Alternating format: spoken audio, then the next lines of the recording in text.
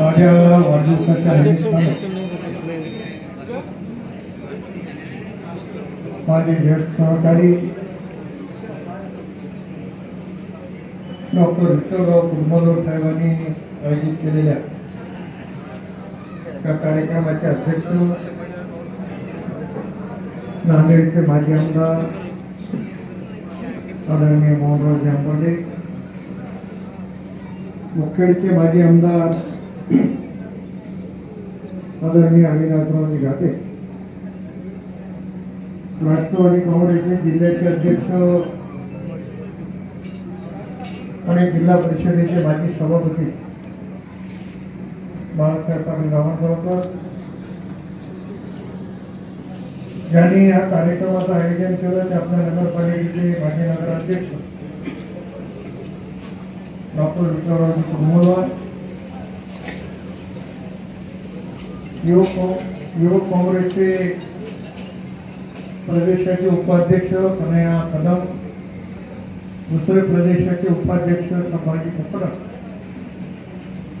सामाजिक न्याय विभागाचे अध्यक्ष बाळासाहेब सोनकांबळे, माधवराव चिंचोरे, तालुक्याचे अध्यक्ष रणजित शिवराळे, आमचे ज्येष्ठ सहकारी व्यंकटरावजी पाटील गुजरीकर, श्रीनिवास पाटील नरवाडे, इंद्रजीत कुर्मे,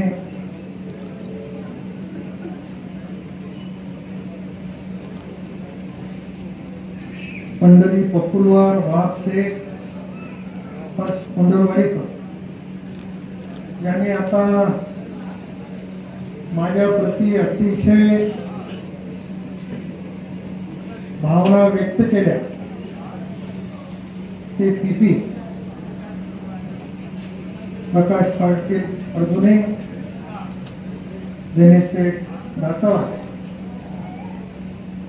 यांनी या ठिकाणी माझं ऑप्शन केलं. आमच्या भगिनी संगीताताई मिरगेवार, पवित्राताई समतेवार, राष्ट्रवादी काँग्रेसचे अध्यक्ष प्रतिभाताई नरवाडे, मिलिंद पवार मांजरकर, सतीश पटेल, माझे सहकारी मोहम्मद अफजल, नितीन पाटील, एस.डी. गायकवाड, जी कोतनकर, शिवाजी पाटील लघुकर, राजू कोतनकर, गिरीश कदम रावणगाव, डॉक्टर गोदनकर, डॉक्टर सपनवार, साहेबराव कांबळे, हनुमंतू इल्लावार, लक्ष्मण भगवाने, तिरुपती सतीश गावकरे, मंचावर उपस्थित सर्व मान्यवर नेते, पत्रकार मित्र, बऱ्याच वेळापासून बसलेली सर्व ज्येष्ठ मंडळी, आया भगिनी आणि विद्यार्थी, खर तर माझा वाढदिवस हा 2 ऑगस्ट आणि राष्ट्रवादी काँग्रेसचे राष्ट्रीय अध्यक्ष, राज्याचे 6व्यांदा उपमुख्यमंत्री पदावर विराजमान असलेले नेते आदरणीय अजितदादा पवार साहेबांचा वाढदिवस 22 जुलैला. त्याच दिवशी राज्याचे मुख्यमंत्री आदरणीय देवेंद्र फडणवीस साहेबांचाही वाढदिवस 22 जुलैला. राष्ट्रवादी काँग्रेसने एक निर्णय घेतला की आदरणीय दादांच्या वाढदिवसाच्या निमित्तानं जन विश्वास सप्ताह या पूर्ण महाराष्ट्रामध्ये आहे. नांदेड जिल्ह्यामध्ये आज तारखेपर्यंत दादांच्या वाढदिवसाचे कार्यक्रम चालत आहेत. योगायोगाला माझाही वाढदिवस आला, दादांच्या वाढदिवसाच्या सोबत माझाही वाढदिवस मात्र व्हायला लागला आणि अशा पद्धतीने कार्यक्रम करत करत आज 8 तारखेला कुर्मलवार साहेबांनी ठेवलेल्या कार्यक्रमाच्या निमित्तानं आम्ही सगळी मंडळी या ठिकाणी आहोत.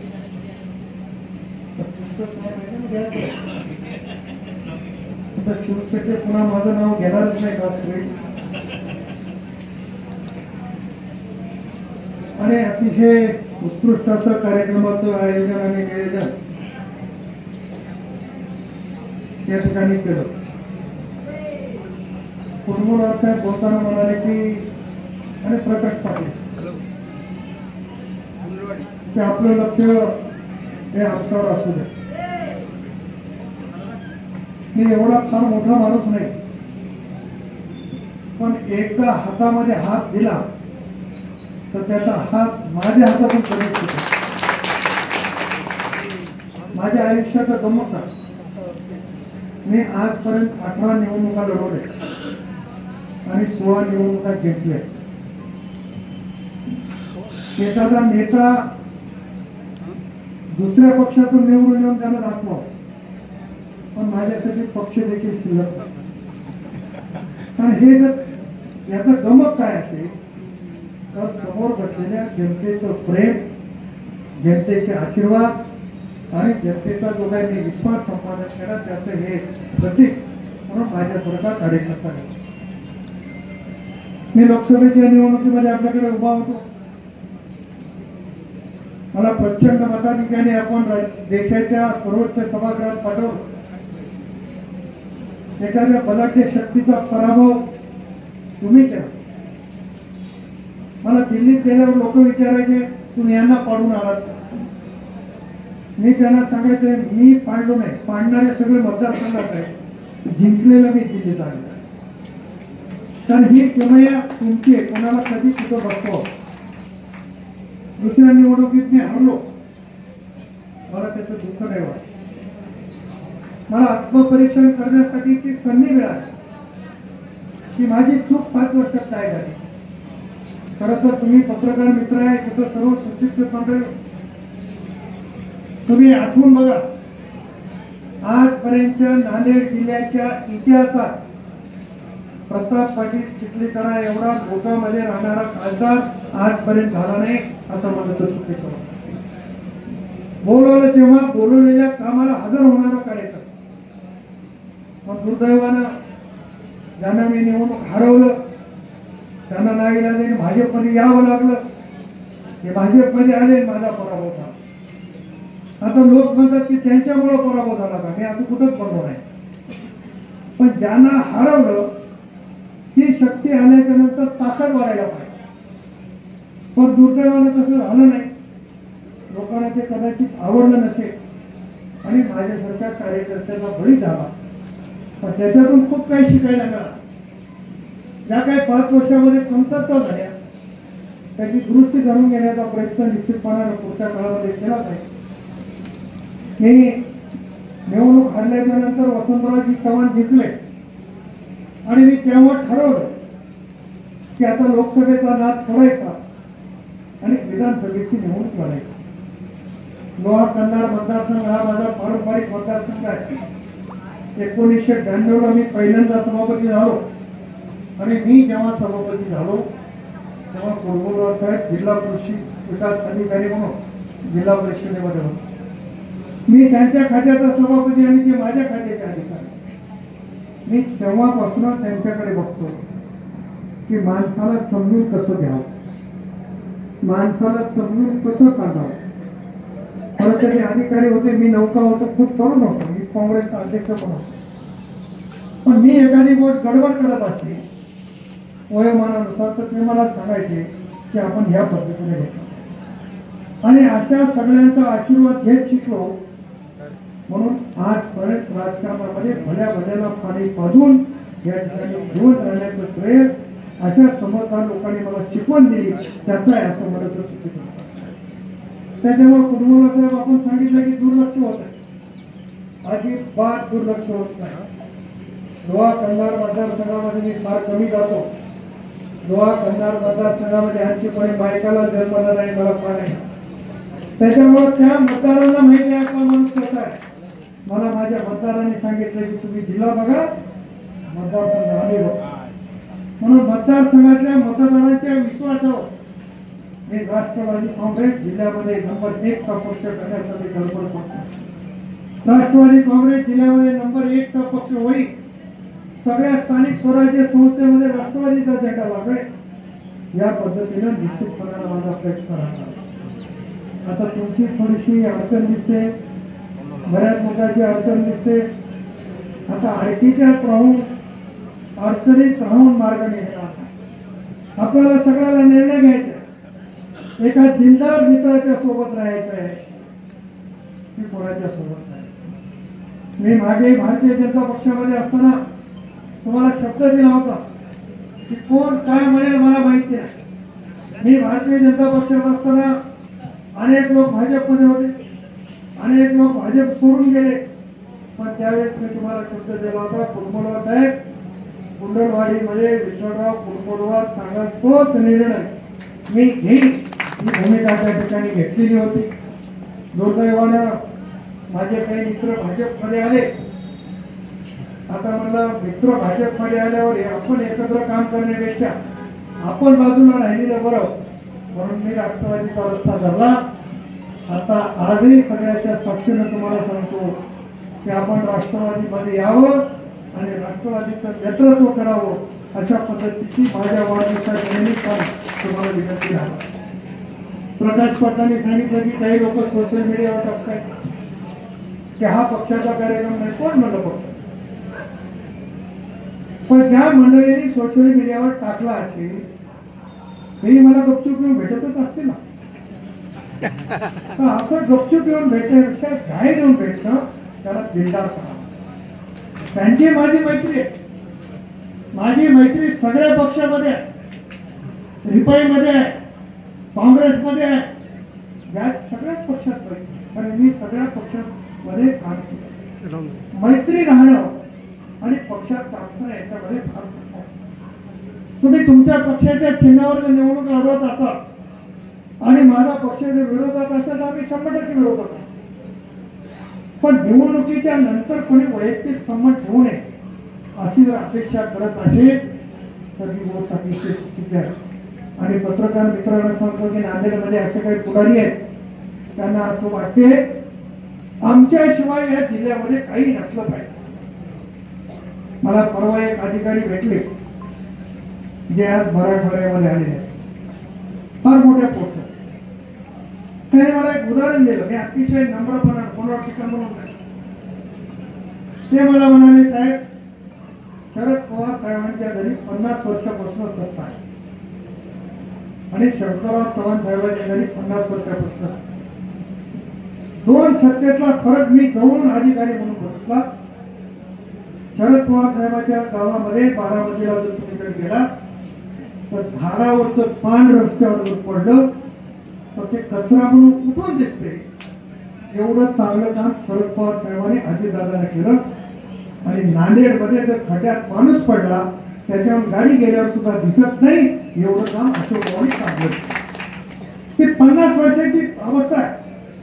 मी टीका म्हणून नाही करत. एखाद्या साध्या कार्यकर्त्याला जर संधी मिळाली तर काय बदल होऊ शकतो. तुम्ही तुमच्या छातीवर हात ठेवून आठवा. प्रताप पाटील चिखलीकर 5 वर्ष खासदार होते, अशोकराव 5 वर्ष खासदार होते.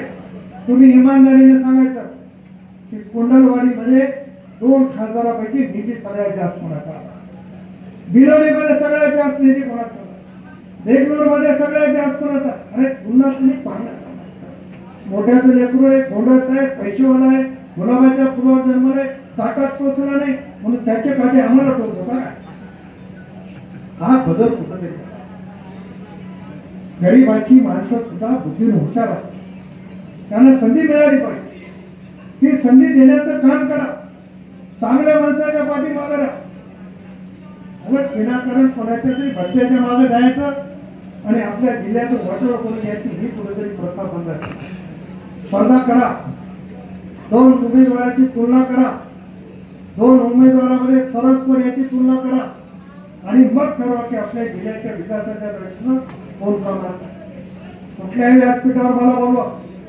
तुम्ही मला आशीर्वाद दिले, 5 वर्ष खासदार म्हणून गेलो. 25-30 वर्षात रेल्वेचा जो विकास झाला नाही तो 5 वर्षात विकास करण्याचं काम तुमचा खासदार म्हणून प्रताप पाटील चिखलीकरांनी. नांदेडमध्ये 40-42 रेल्वे गाड्या धावत होत्या. 5 वर्षामध्ये त्याची संख्या 73 होती. नांदेडवरनं 25 वर्षात नांदेड मुंबई गाडी नव्हती. सिकंदराबाद मुंबई, नागपूर मुंबई, गाडीमध्ये मुंबई. पण प्रताप पाटलांनी राज्यराणी एक्सप्रेस सुरू, नांदेडवरनं दिल्लीला गाडी सुरू केली.